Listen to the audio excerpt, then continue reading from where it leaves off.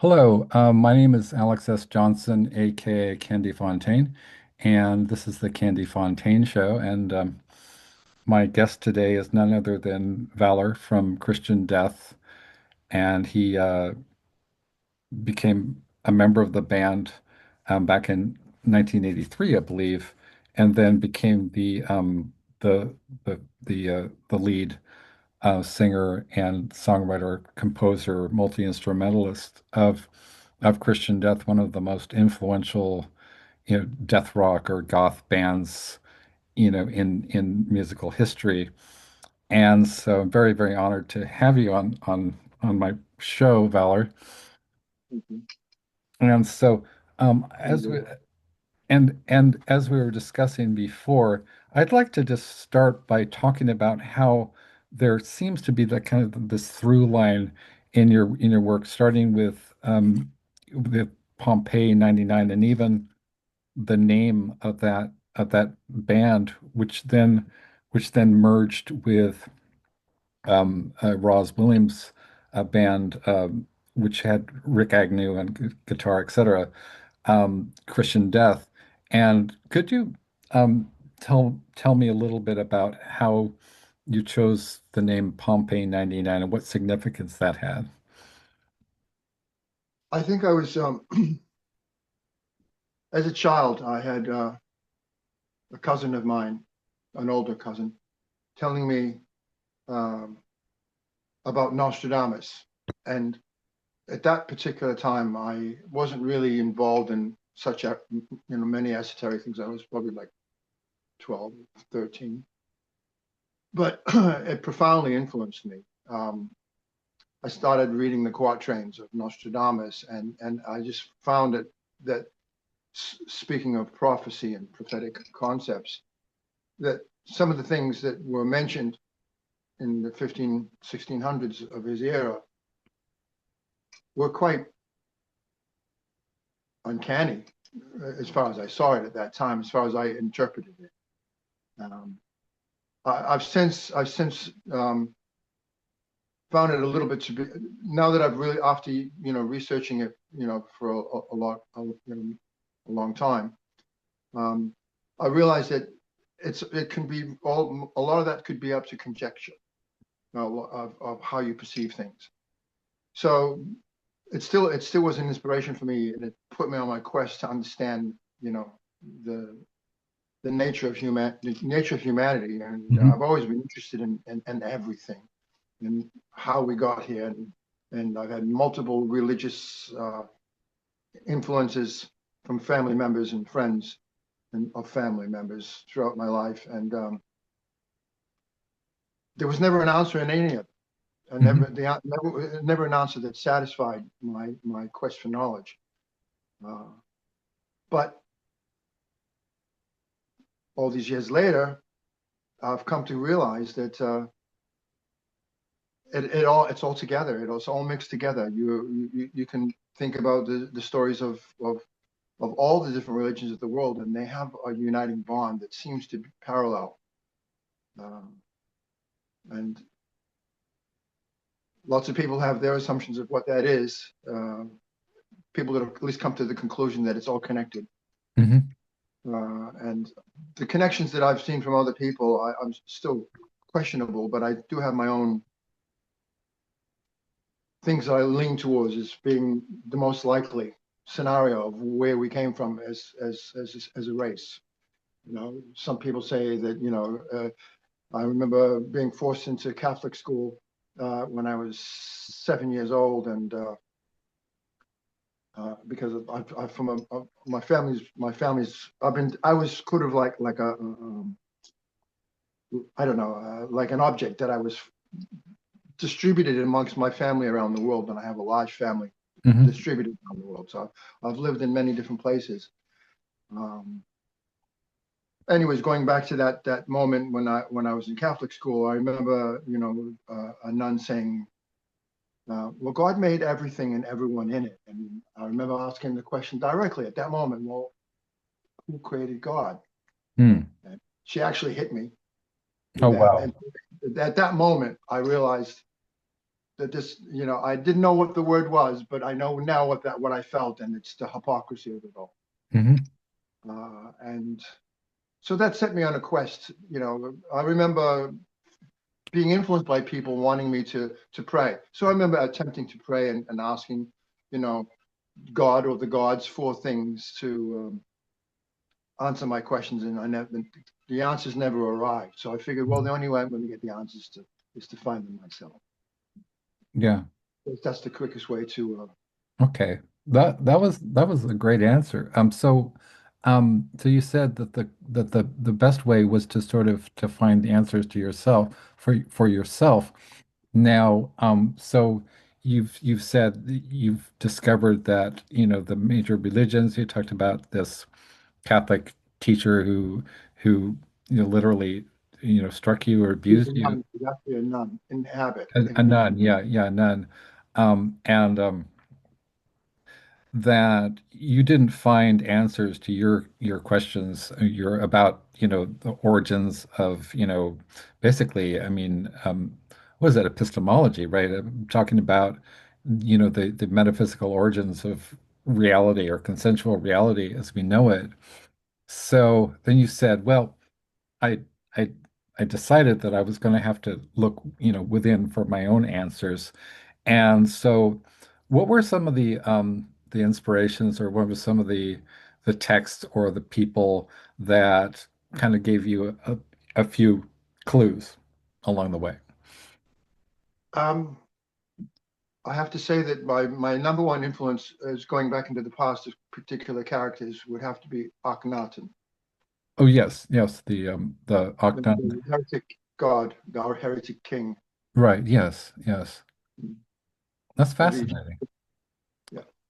Mm. And Yeah. then I remember being being obsessed with learning about him and learning uh, everything that humanity had at this point in time has to offer, because they tried to scrub him. They tried to probably the first person to be shadow banned in a big way. After they wanted Hilarious. to silence him. So I remember, if you go to Egypt now, you there's not a lot of things that were left, but the things that were defaced. Many of the things were defaced. They wanted to wipe him from history. Yeah.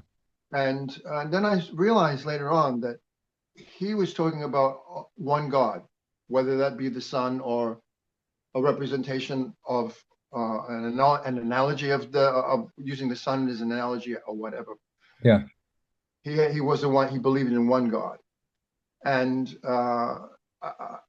then I started looking at the lines historically with knowing that he was a predecessor to Ramses. In Hmm. fact, some say that that was he, of the Ramses the first, that he was his grandfather, I believe. Hmm. Some were even saying that he was more than that. Um, then I saw the timeline in history about when Moses was supposedly, as the story goes, found in a basket floating down the Nile, and Yeah. Ramses' mother collected him and brought him home and adopted him and made him a son. Right. And of course, that says to me that well, Moses was the preeminent figure in Judaic history that brought, it was the escaping Jews leaving Israel, Hmm. I mean leaving Egypt and going to what is now known as Israel. Right. And they brought faith with them. They brought their faith with them, and Yeah. there is a history, but it's kind of convoluted about what really went on before of the Jews prior to the time of Moses Hmm. bringing his people, as it were, to the promised land that it became. And that correlates totally with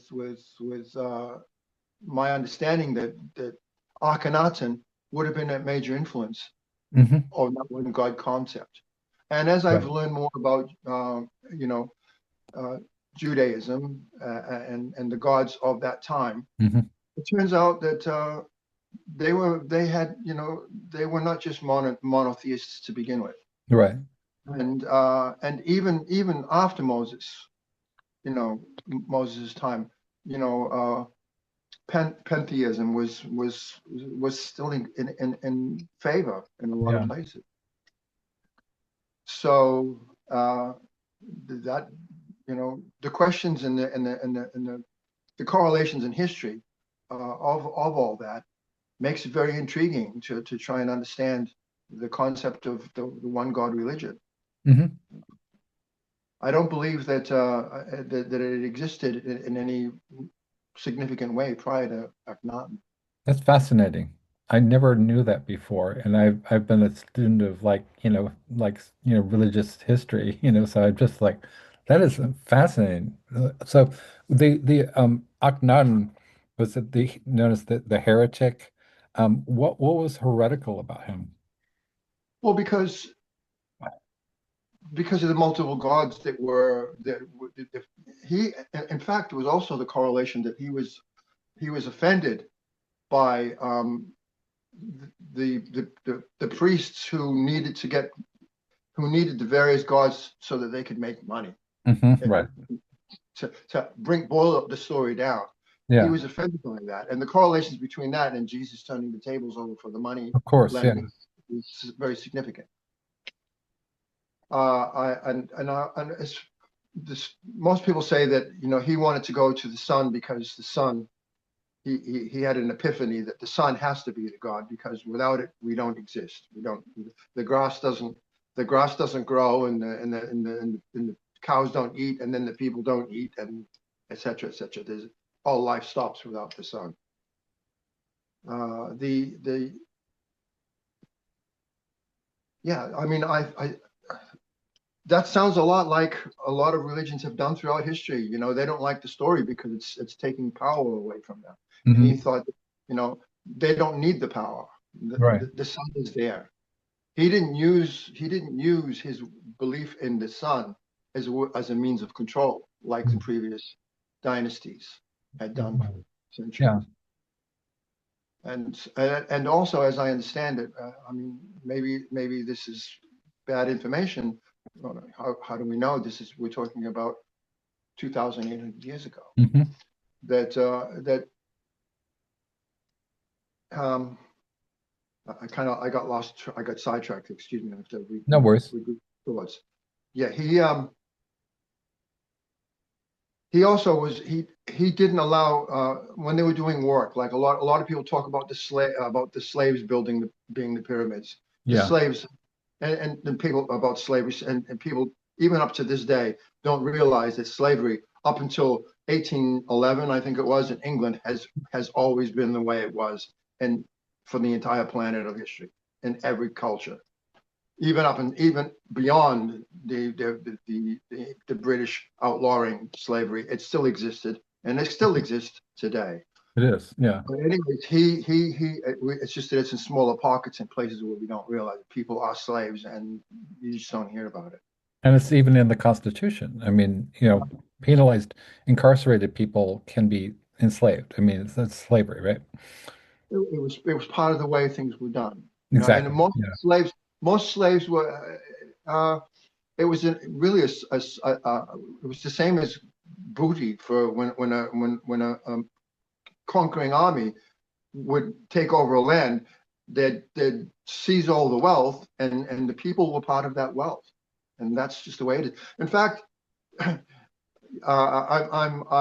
have multiple, I have 3 different nationalities, and one of them is a British subject. And the word subject means that I am subject to the powers of the King Charles, Hmm. at this point in time.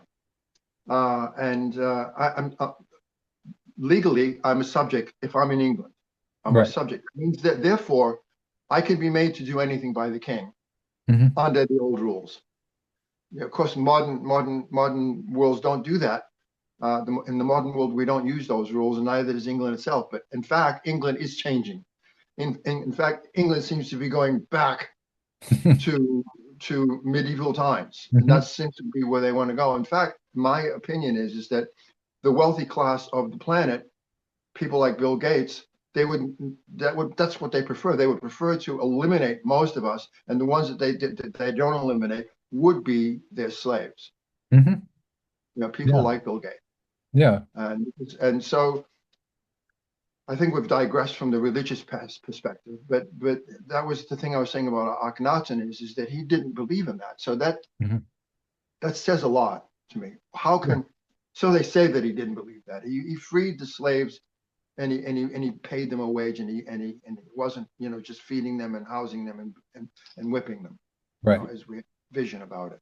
He was one of the ones that he was probably the only one out of any of the pharaohs that even did such a thing. Hmm.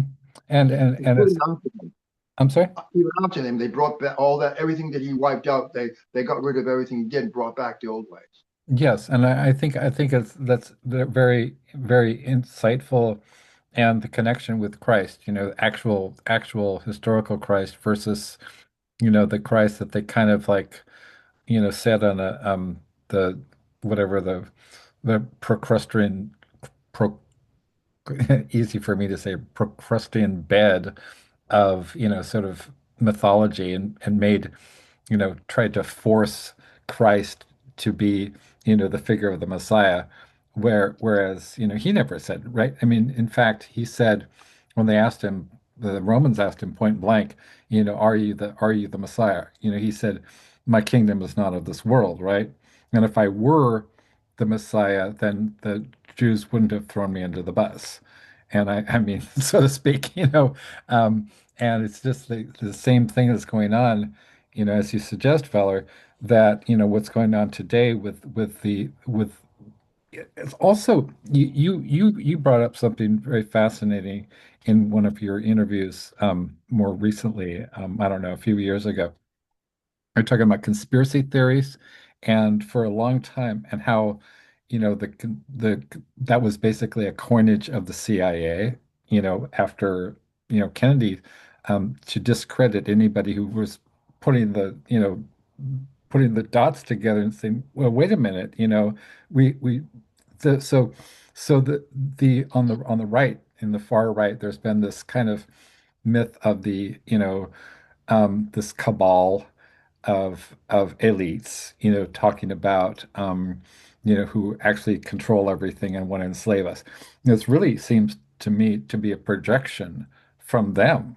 They're saying, oh, this is just, and not only that, that it's an anti-Semitic, right, dog whistle when they say global elites, right? They always mean Jews, right?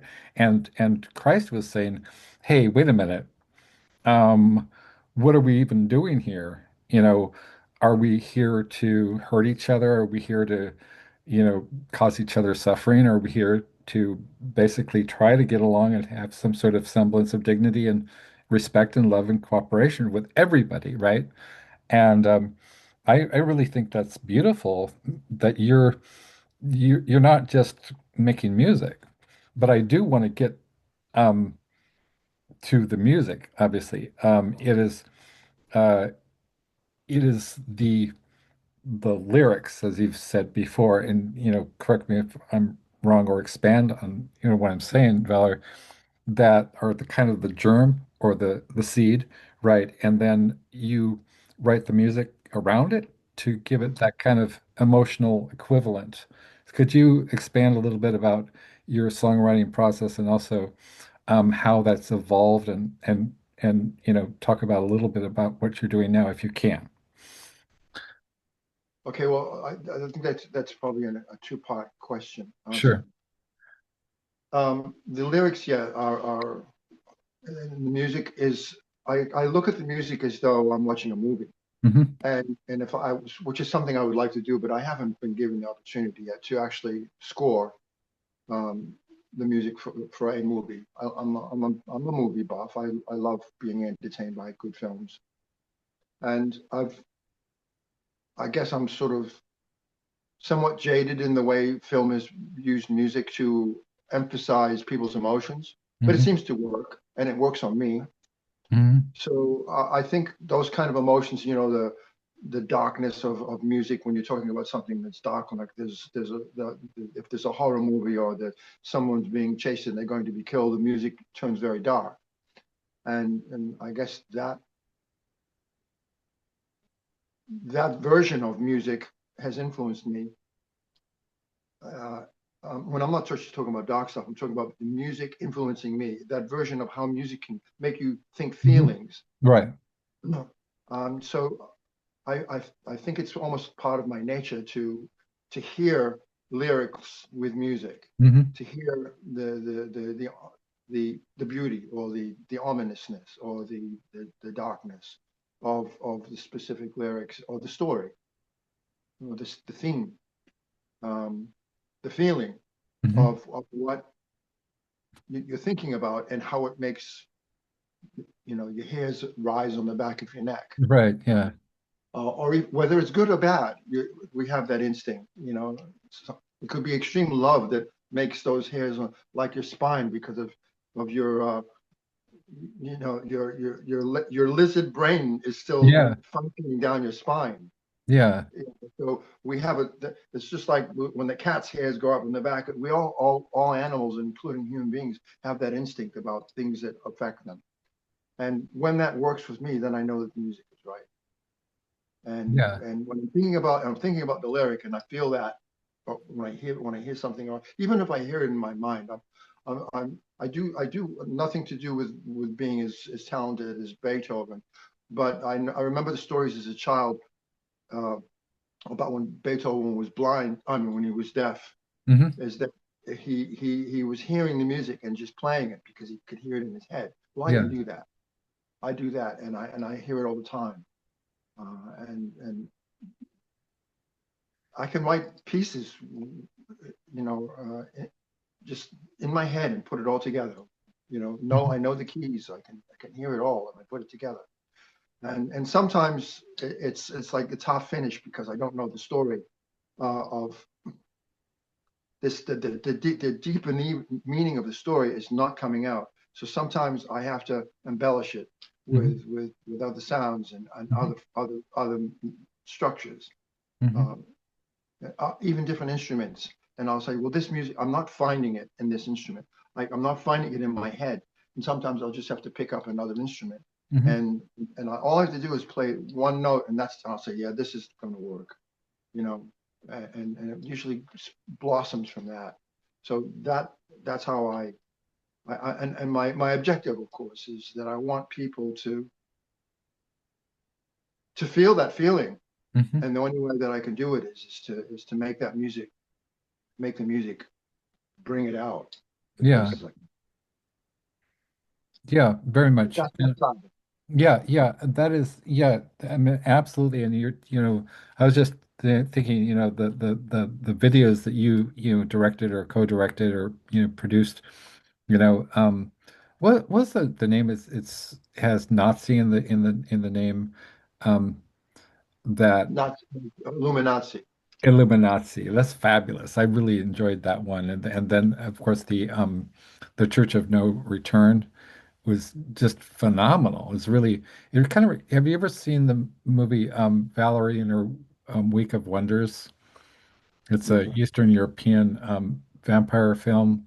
It's really, really amazing. Yeah, it sort of reminded me of that. I love the symbolism. I love the horror movie kind of aspects of it, and it's really, really cool. So I think, it'd be wonderful if you had an opportunity to make films or to score a film, you know. I did want to touch base about the Bauhaus project because we discussed that earlier. And as you know, David J. Haskins is a contributor to my publishing imprint, as well as we have a interview with him as well, which we're including in the new. We did this book called White on White, a literary tribute to Bauhaus. We had, writers like Caitlin R. Kiernan, Poppy Z. Bright, Billy Martin, but also musicians like Jerabo, Carrie Lee Chrome, the founder of the Runaways, and David J., and Ethan Maroulis from Spawn Ranch, etc. And so it's really fascinating how, Bauhaus as a kind of a parallel, and sort of, 45 Grave as well, are kind of they're more than just bands. I mean, they kind of evoke an entire culture where people felt comfortable, I mean, meeting somebody and saying, "Oh, you're a Bauhaus fan too, right? You're into 45 Grave, you're into death rock." And it's extremely meaningful for those of us who just never found our tribe, right? And you actually played with I think Blondie was on the ticket, and Bauhaus and Christian Death were at the Cruel World Mhm. festival in Pasadena in 2022. I believe that was the last time that Bauhaus played or performed, if I'm not mistaken. The- Yeah, go ahead. I was going to say the unusual thing that happened about that is that in 2000 and I think it was 2021 or Hmm. 2020. I got confused when it was actually arranged, but we were Yeah. supposed to play at the Queen Mary, which is the ship in book in near Long Beach, Hmm. California, near Los Angeles. And there's the we were supposed to play not on the ship, but on the it's on the coastline. So the Hmm. ship is docked there, and then there was this great big like fields, and we were supposed to play. It was supposed to be Bauhaus and us, Wow. and yeah, we were supposed to be. It was us and maybe one or two other bands they were originally looking at. Hmm. But before that actually happened, we it was all booked, and then I think like we're doing festivals in California like this year. Right. I can't mention them because there's a schedule that a release schedule for getting people into this stuff. So we've got one happening. It's almost 6 months from now, Hmm. maybe a little bit longer. We kind of have it. We're going to be actually going to announce it. I think they're going to announce it this week. Then we can Cool. announce it. But what I'm saying is it's 6 months out. So we were more than 6 months out when that show was originally booked, and then Peter Murphy had his heart attack Yeah, right. before the information happened, and so then they rescheduled it for the next year. And the next year was we were thinking it was just going to be the same show. Yeah. Well, at that point is when the guys at Golden Voice, which are all good friends of mine, the guys who put that festival, and by the way, they're the same people that do Coachella and a bunch of other things in Hmm. California. They then they decided adding more and more acts to it, and then it morphed from this one thing into the festival. It wasn't going to Right. be as huge Oh, okay. big as it became, and yeah, of course that had Morrissey and things too as well on Yeah. it. So there's lots and lots of things. Bauhaus and us were not as prominent at that point because now it turned into this other thing. All these bands, Blondie, as you were saying, and B-52s, all kinds of stuff. Yeah.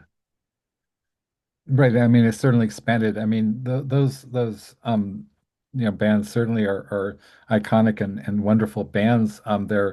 But Bauhaus and Christian Death have a very specific resonance, and it would have been amazing if you'd been able to do the Queen Mary show. But who knows, right? Who knows with so uh, um for me, that Bauhaus has always been kind of about this wonderful the lyrics. I mean, David's lyrics. The reason I got him on board my anthologies is because I was doing a William S. Burroughs tribute anthology, right?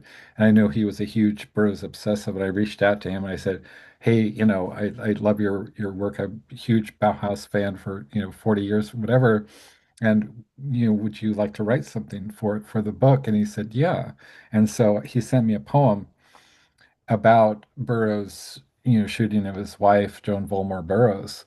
And that's and then he contributed to our David Bowie book, which also had my interview with Roz, which I republished in that book. So, for you, it's like, what was the resonance of Bauhaus music, the lyrics, their whole theater, their approach to it's a very, very different kind of than a band. I mean, I think Peter Murphy even said we're not really a rock band, right?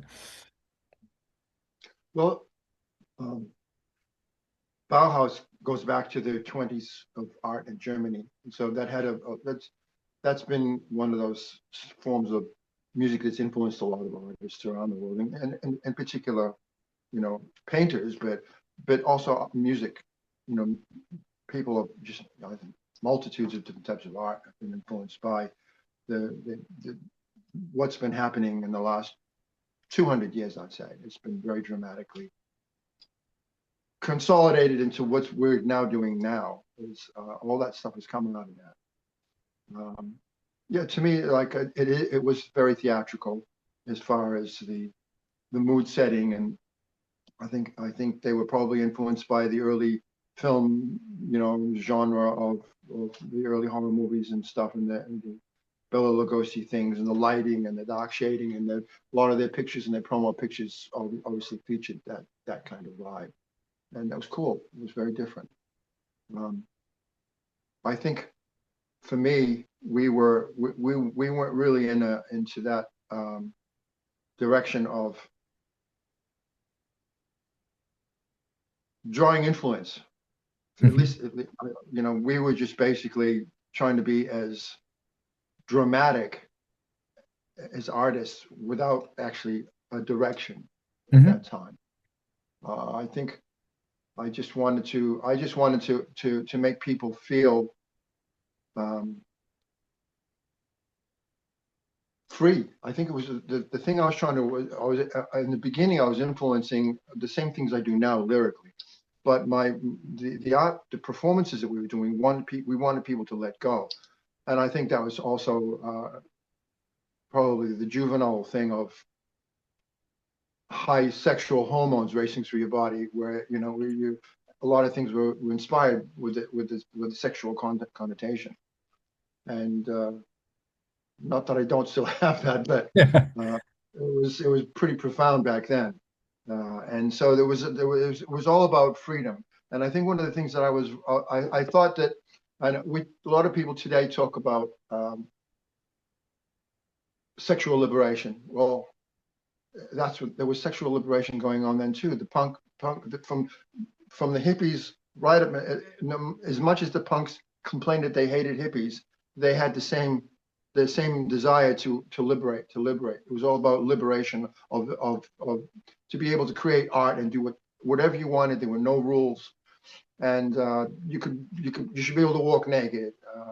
You, this is one of the things I always said. I don't understand why people have to wear clothes. Why is it illegal to walk down the street naked? I didn't understand that concept.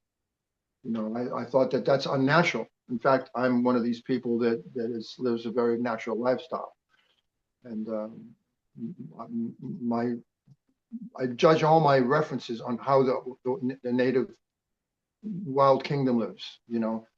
How they live, and what they do is right because it's been working for billions of years. And what we do is the deviation. And so I try to get away from the deviation of humanity and use the animal kingdom as my reference point of what's right and what's wrong. I think And that's that doesn't wonderful. mean Yeah. being that doesn't take away the fact that society has something to offer that we can by and large live without having to just slaughter each other all the time. But we still do that, and we do it in a big way, way more than animals do. And of course, when animals do it, it's just survival. When we do it, it isn't. I'm digressing again, but all these things was a way of expressing uh, my desire to be more free, and instead of having society hinder our capabilities, that we can. It's nice to live together, but the rules and the regulations had to go. That's just Yeah. I think that was one of the things because that was really my scene was I was influenced by the punk scene, and it was really what it was all about. Fuck everything and fuck everybody and just do your own thing, pretty Yeah. much. Yeah. I mean, and Literally and metaphorically. Well, yes. I mean, and speaking of which, okay, I have a really, really close friend, Iris Berry, from Rolling Sisters, and Pink Sabbath, and all that, And so one time, I think it was back in 1998 or so, she was doing a shoot at this trailer that was used in I forget the exact movie, right? And it was and so she yeah, I think inside the trailer or next door to the trailer, there was this something called the Beat Hotel, which was based on the famous, and notorious Beat Hotel in Paris, right? And so they had in all the rooms, they had like typewriters and other objects which were had been used by, Burroughs and Ginsberg, and incredible, right? And so her boyfriend at the time kind of, I don't know, like maybe suggested, hey, maybe we could do a photo shoot. And she's like, sure, why not? And then one thing led to another. And she's standing outside on the main drag, right? She's dressed in her, like, her black stiletto heels and her shades, and what God gave her, and or the goddess, whatever, and she's holding William S. Burroughs typewriter, right? She's just like, and just looks incredible, and it's like, really, I mean, she as a punk rock, kind of, one of the originals, right? So I think it's really beautiful that, what you're saying is not like we should have a license to kill. I mean, we should not have license to harm. We should look to the animals and say, well, the animals don't go around stressing out about, oh, he's showing his cock or whatever. Like, so that is our, factory, standard equipment, right? What is so um, seditious about nudity? So I'm totally down with that. Well, the other thing is that it all ties into the whole concept of religious oppression. Yes. And we touched earlier on about as a child I was confused by religion, and then in my family I have people that were reading me one day the Upanishad, another one would be reading me the Quran, and another one would somebody not that they were, I don't actually have any Muslims in my family, but I know people that like myself, like-minded, where they were open-minded to anything. And let's just understand this. Um, yeah, so the concept of religion, the oppression of it, and which I mentioned earlier, it struck me at a very early age that that that's when I become, before I even started the history of the ancients.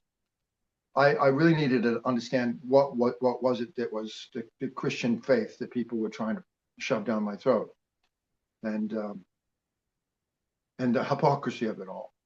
And of course, wearing clothes is part of that, because they were not the if you go back just, before the time of the Gutenberg press, and before the Protestant Reformation, before any of that time, the clergy had power over everything. They could have you put to death, because they could convince any ruler that this person is bad, and then you're done. And the number one of being bad for them is that you get in the way of what they're trying to achieve, and what they were trying to achieve was total control. The Most people don't realize that, uh, you know back in the early centuries, after anywhere from around the year 800 up until at least the 1400s, that you couldn't you were in a lot of places it was illegal to even have a Bible, because they didn't want you to read, Yeah, and that's true. Yeah. the people were deliberately illiterate, so that they couldn't think for themselves. They could only That's why they were forced to go to church once a week, not to pray to God. That was just a cover story. You were Yeah. forced to go to church and receive your marching orders Right. from clergy, who were in turn in sync with the governmental authorities of wherever you lived in Europe.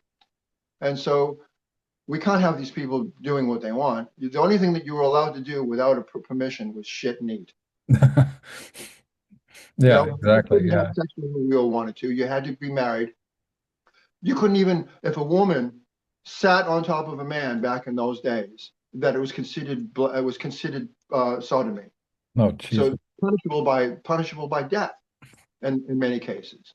Having a Bible was punishable by death because that meant that you unless you were clergy or royalty or someone that was given the authority to be able to have it by the crowns of Europe, that was punishable by death.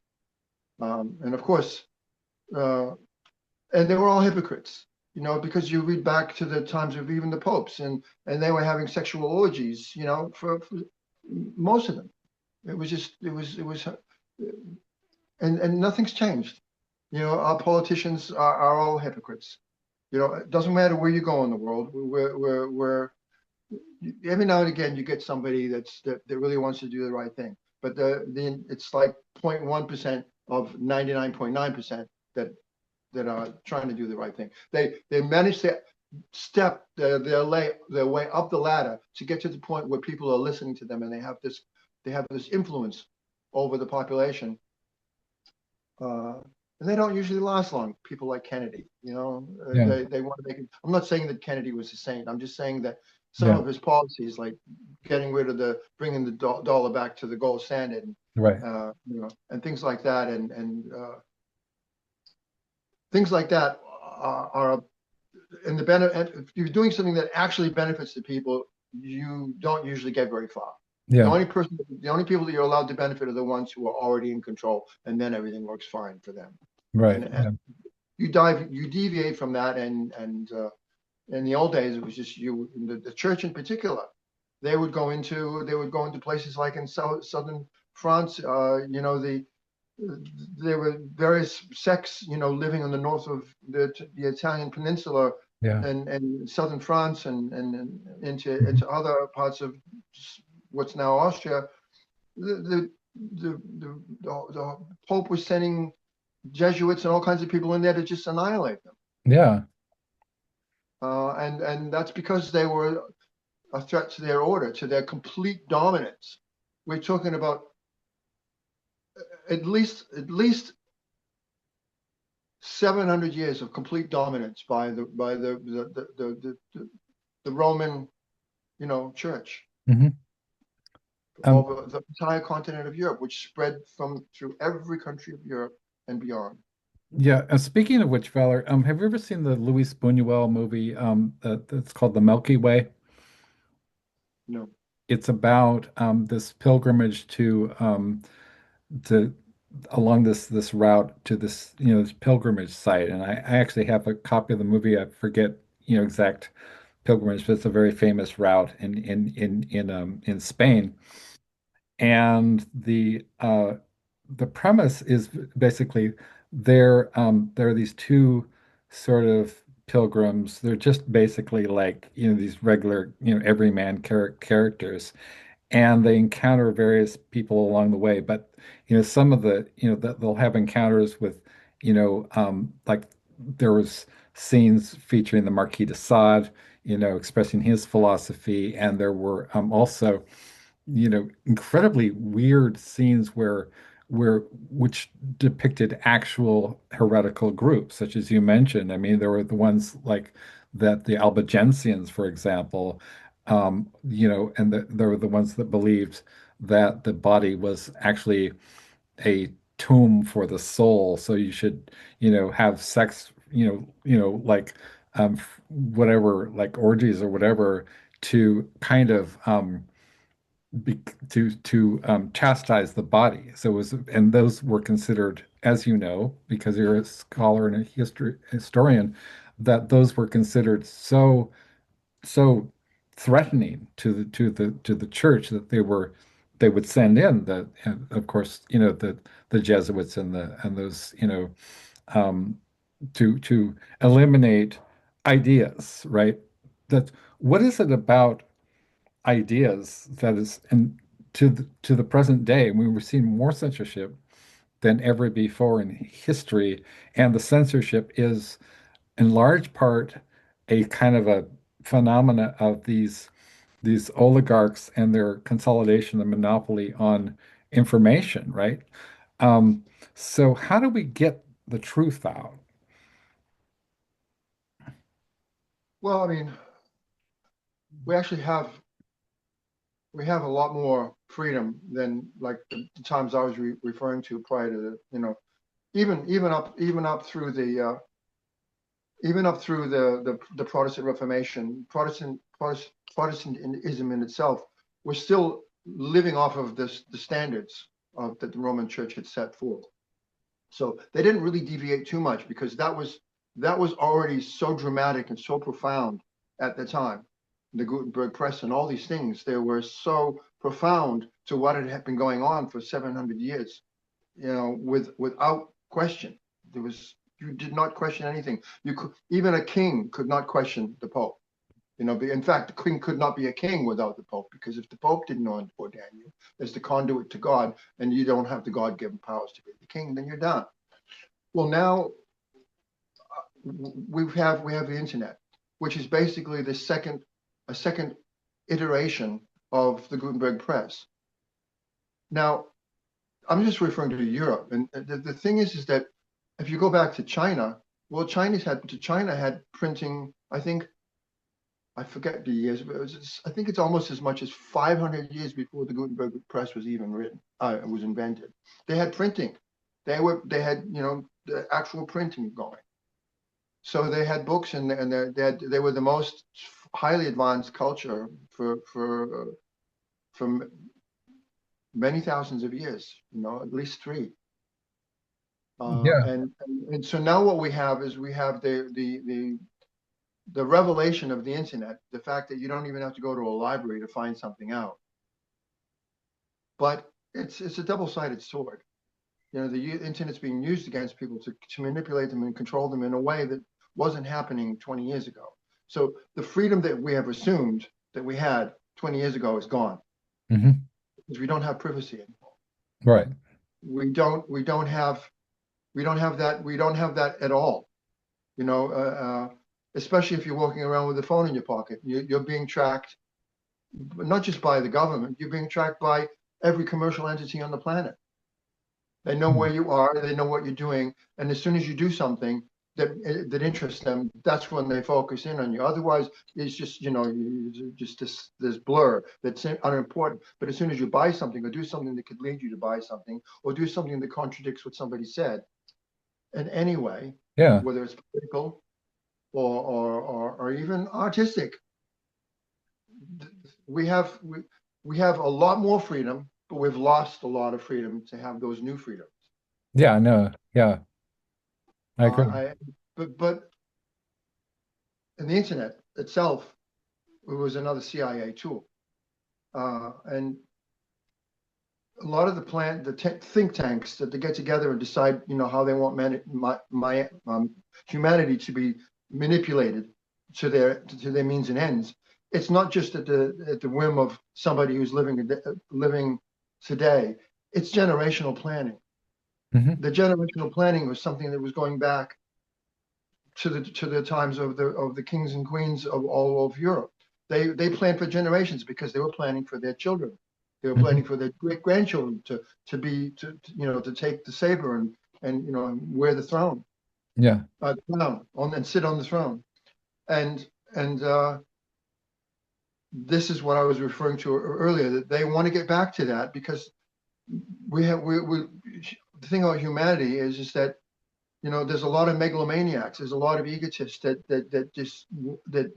that's all their goal is ultimate control of everything and anything in their possession or in their view. Anything that's in their purview, everything is they want to be able to control it. And history is a good reference point to that. And nothing's changed now. The problem that's changed now is that there's too many people that are too educated, and so they need to reverse that, so that it's so much easier being a royal in Europe, when everybody had, like in the Monty Python things. How do you know they're royal? Because they haven't got shit all over them.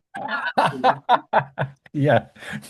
they have to be royal because, for a start, in those days toilets weren't a thing. But the Royals had toilets. They had drop-offs from the castle where they could just shit in a hole and it fell down the castle wall. You know, they didn't have plumbing because they seemed to have lost the art of plumbing that the Romans had already created, and even earlier than that, the Greeks were doing it too. Even Egyptians were doing plumbing, but somehow along the line, Europe lost plumbing. Well, really, what it wasn't that it was just that we don't need to spend money on that so that we can give to the people. They don't need it. Fuck them. They can just shit in the field, and as long as we have people to wipe our asses and wash our clothes, then we're good. Yeah. Yeah, so that's how they ran things, and they had everything, and the opulence. People people like Bill Gates must sit there and think, oh my God, if only I could have, something like the Palace of Versailles built for me. Exactly.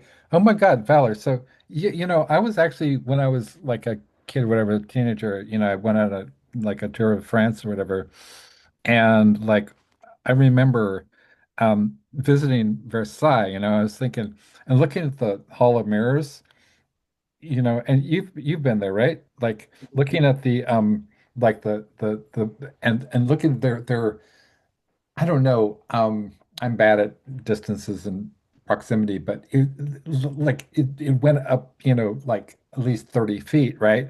And on both sides, and the opulence, the gold, the jewels everywhere.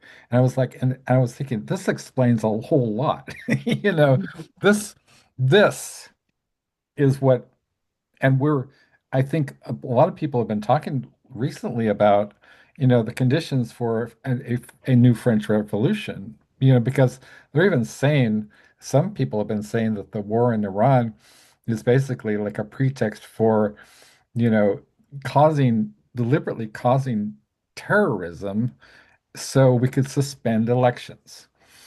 And, I don't know.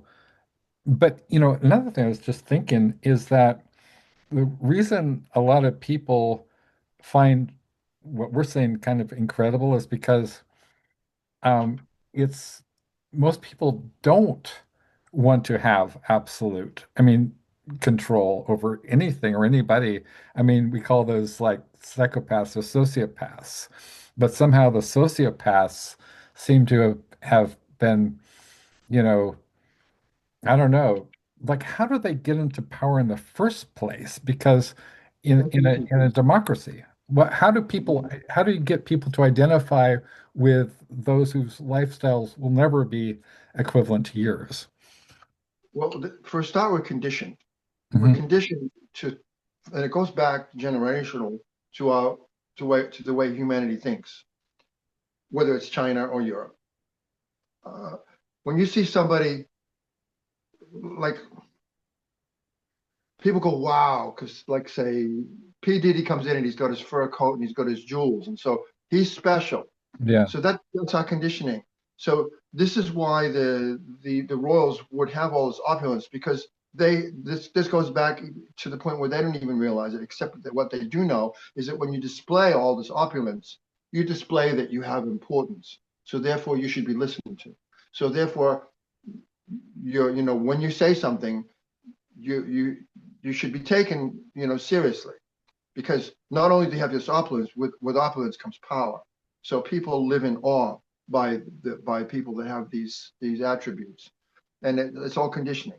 But at the same time, the people I think I've traveled the world so many times into so many different places repeatedly that I find that most people are really good people.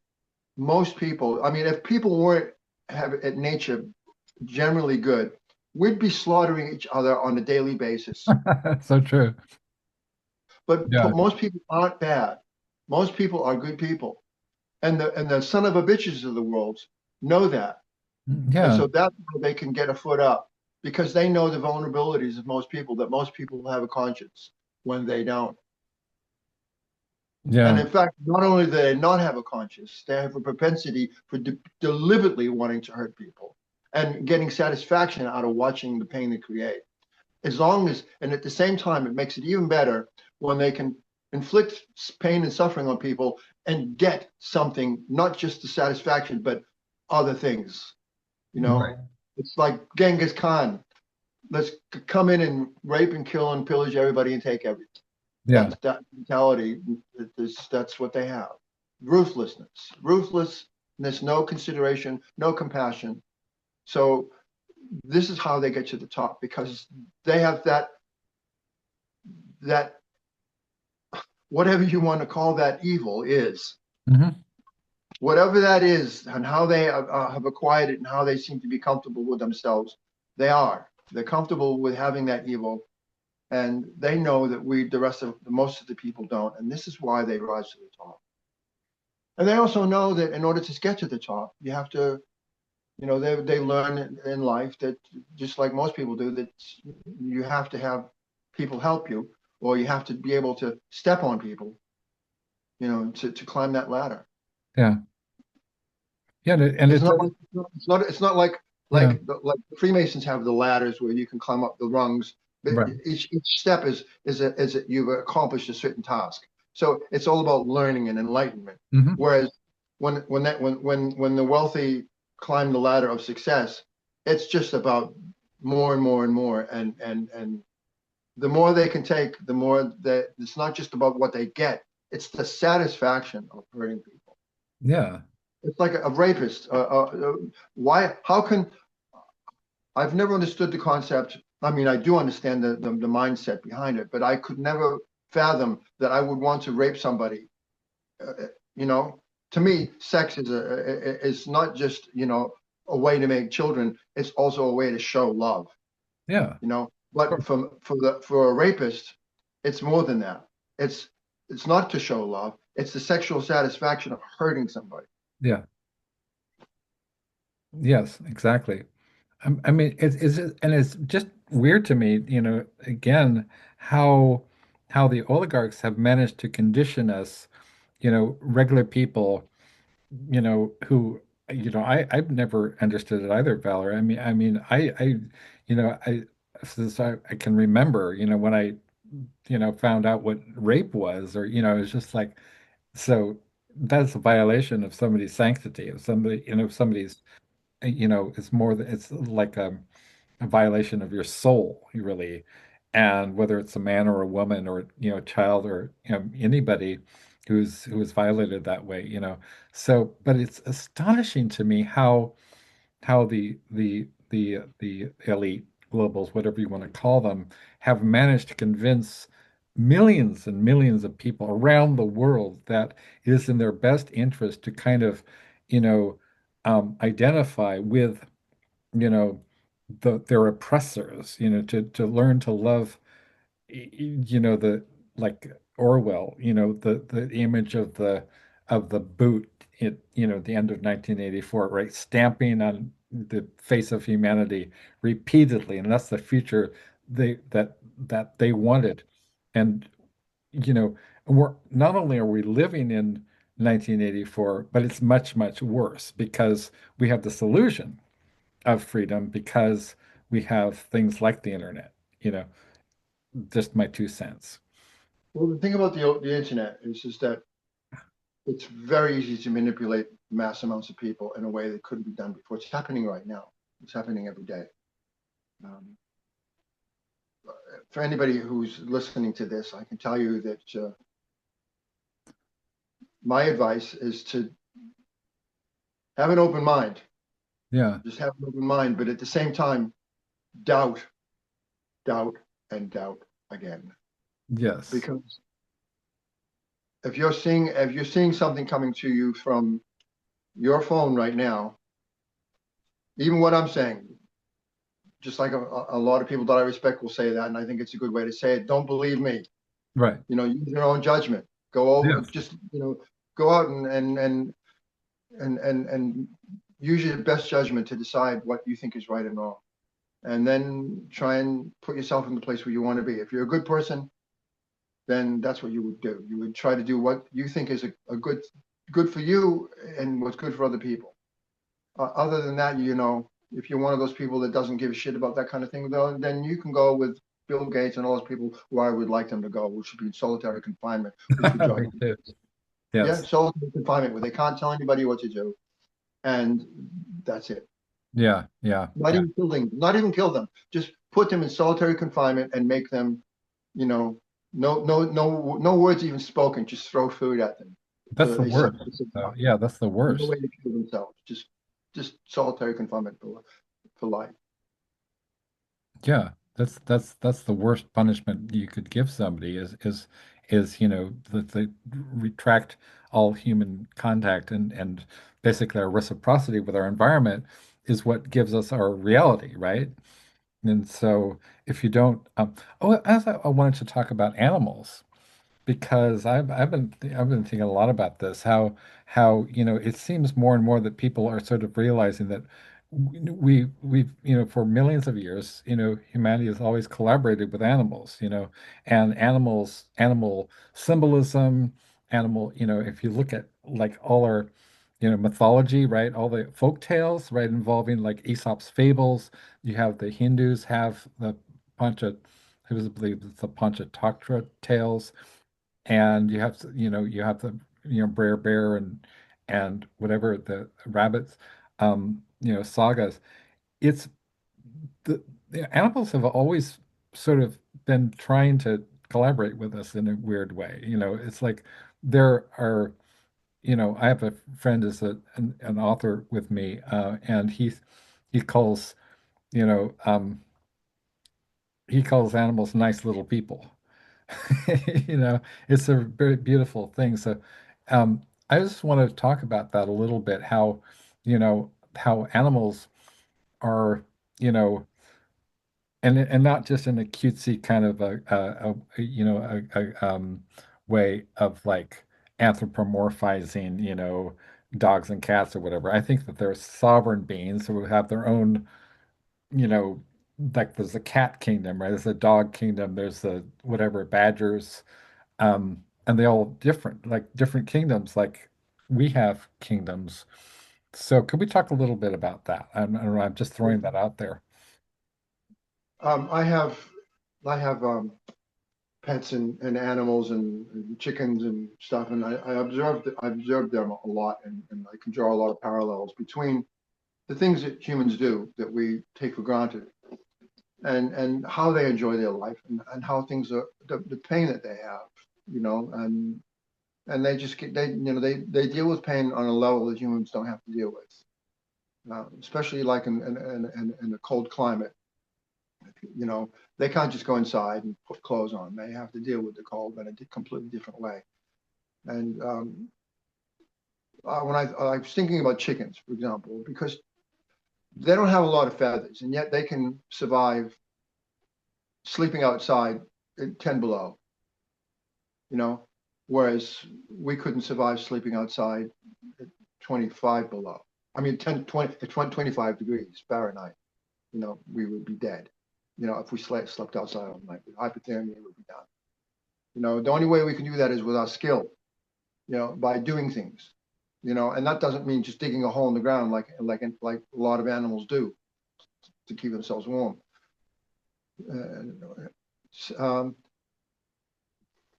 and then animals also have learned, just like human beings, that living together is important. You need to be able to, um, you need to live together to protect yourselves from predators. In many cases, you need to even hunt. Like that is why dogs are a good connection to human beings, because the primal instinct of hunting and dogs and human beings working together has gone back a long time, and that's why dogs can be trained easily, because they're even non-domestic dogs. Even a wild wolf. If you breed them in captivity, they can be raised just like a dog. So they don't have that instinctual heredity of living with human beings, but they do have that instinct of working in the pack and living in a family with human beings. Whether you're a wolf, and I had a pet fox before that I found in the wilderness, nursed her back to health, and she was a great pet. Terrible indoors because she doesn't have the instinct, Yeah, with controlling herself, but like domestic dogs do. But everything else, it was the yeah, same as a dog, and the same love. the same compassion, the same protection, the way they want to protect you. Yeah. The little Chihuahua wants to protect, its master, or its human being. Yeah. Master is one of the words that goes back to being the controller of things. But Yeah. yeah, so that's how I see animals, and cows are domestic, but even certain wild creatures that are as big as that in the wild can be made to be pets. Gorillas and human beings. I mean, we have multiple sources of influence in history of people that have domesticated wild animals, and they take to the love and friendship very easily. This is probably why your friend calls them little humans, because these are the similarities that we Yeah. have with animals, and that's Yeah. why I also use them as a reference. You know, Yeah. um, but they don't. The only time they'll kill is to eat, even if it's their own species. It's because, oh well, other than the sex thing, because that's where when the same species will kill each other in many, many, many instances of creatures. They will kill for the because it's their instinct to, just as it is to eat. They know that they have to eat to survive because you're not just feeling the pain. Their mind is thinking about it. Your sexual urges and your hormones are telling you that you need to procreate. Yeah. You don't know what you're doing, but you need to do that, even if it involves killing, you know, the Lion King. Right. Exactly. The new Lion King. Yeah. You know, it's and if it didn't, we didn't have those instincts. If they weren't there, then the species would be gone. Right. So it's something that we don't understand why and how. We know the mechanics behind it, and the reasonings and the logic behind it. We don't understand how it goes, how far back it goes, because it's too much information for us to absorb in Hmm. our short lives. Even Yeah. in books, if we're reading from somebody else, even the Yeah. accumulation of books over centuries of human beings can't understand how we got here as human beings and how the other creatures have got here, unless we get into the alien concept. And then that's a nice theoretical, side note to step off to. And also, I will say that the alien concept is something that, whether it's this dimension or aliens coming from another Yeah. and entities coming in from different dimensions. In fact, Um, right. I, I think that is a very, very good argument and then to equate the gods of old to these entities and these beings, because it's very, very logical. It makes a lot of logical sense to me, and of course, if you listen to the opening song on the root of all evolution, talking about the antediluvian concept Hmm. of the antediluvian concept of the Nephilim, pretty Hmm. much, what some people would call the Nephilim, coming down from the sky and then going into the ocean, and then having a culture down and then just coming up now and again to, well, that sounds a lot like, people are talking about with Shambhala and Antarctica and all these things. It all connects. Yeah. I think it does. And it's interesting that you brought that. I was actually, it's in my notes here. It's like, okay, emerald tablets, beings from the stars coming in sporadically to torment human beings, the Nephilim, see right there. And but I was going to, so right, I had a number of different thoughts uh about that. And one of them is like is interesting because we have like H.P. Lovecraft was talking about, you know, this, I mean, created the Cthulhu mythos exactly sort of kind of resonant with that mythology. But I was thinking, my friend John Shirley, who wrote the lyrics to this song by Blue Oyster Cult, right, called the Old Gods Return, and he's sort of suggesting that now is I mean, it's literally, if you listen to the song, the old gods return. Now is the time the old gods return. Now is the time the water begins to burn. And when I first like met him online, I was just like, I posted the song, right? And he said, maybe the old gods are returning, brr. But I really think that there's maybe something to that because we're seeing these shocking acts of absolute trauma and horror that are being, carried out, just like routinely now, where completely mask off. It's like John Carpenter's like They Live, right? It's like completely like we're seeing these aliens, these kind of demonic, whatever you want to call it. They're like a Clive Barker kind of, creatures, and they're going around and terrorizing and murdering people. And it's gotten to the point where, I used to think, oh, that we live in a society of laws, and therefore I believed in laws, and laws somehow were kind of resonant with morality, even though I know that a lot of things that are illegal are actually like, you know, a lot of places that are smoking weed or whatever, especially, well, if you're black, that there's a disproportionate kind of emphasis on sins, and not so much the real, you know, things like, rape and murder, but it seems like rape and murder and the other stuff, is being conducted right out in the open by the elites, and it's okay because, I don't know why. Anyway, I'm babbling, but so I just had that note about the Nephilim, and it seems almost like, this through line with your work, Valor, that you're talking about as sort of a response, a kind of a instinctive response to patterns in history, right? Patterns in history where the trying to source and detect and get to the root of all evolution, as you put it in the title of your album, and then through to evil becomes rule, right? And then so that, which brings us up to now. And can you talk at all about your current album, or is that something that? It's called Mentor de los Perdidos, which means mentor of the lost. Mhm, Uh, um, it's it's really it's designed to be an inspiration for people to seek out the same things that we're talking about. mhm, So we're not just talking about evil per se, even though it's in there. We this it's a lot of positive elements. I mean, and in fact, all the records we have positive and negative elements. We mhm. try to balance it out.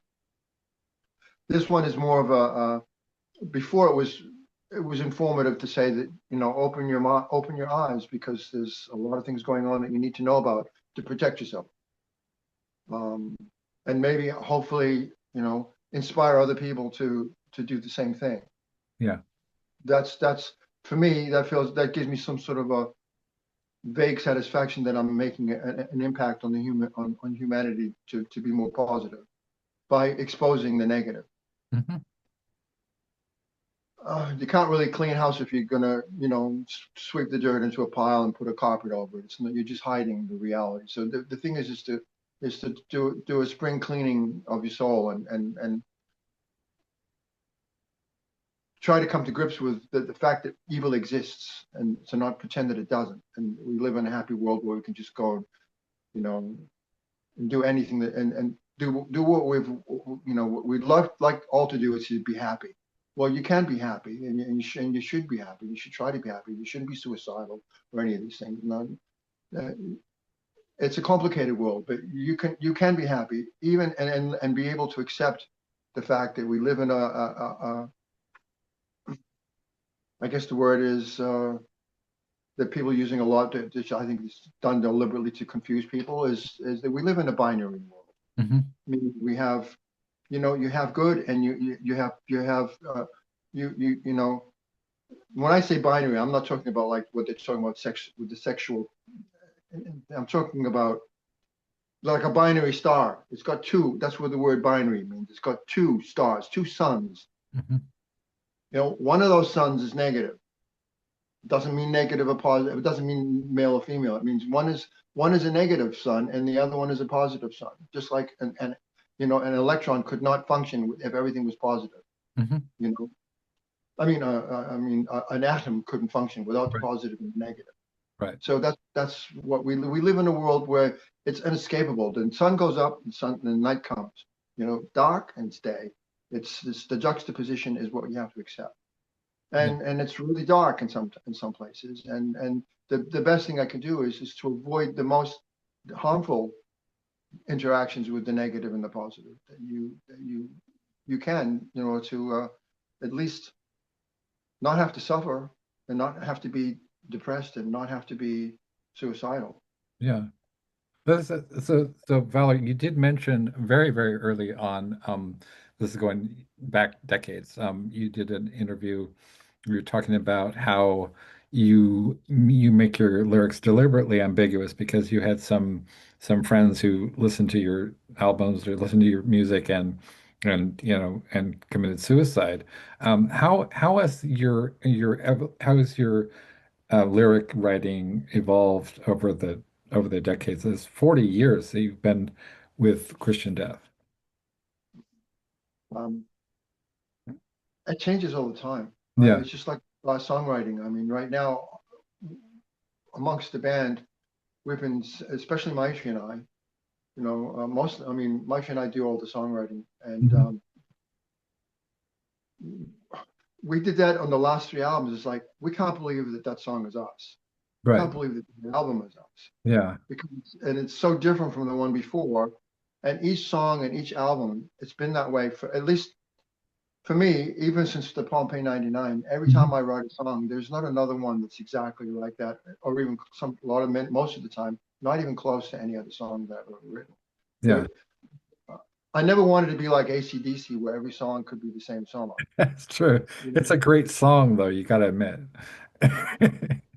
Well, you mean that's the song that AC/DC has? Yeah, Yes, it's a great, it's the same four ingredients on every song. They just do different arrangement of the same ingredient. For exactly. me, when I cook, I like to bring in new spices, the same as I like to make music. I like to, Yeah, oh, I just found this chili. It's from the country of Chile. It's the only place you can get it. right. Let's try it. Add to the recipe.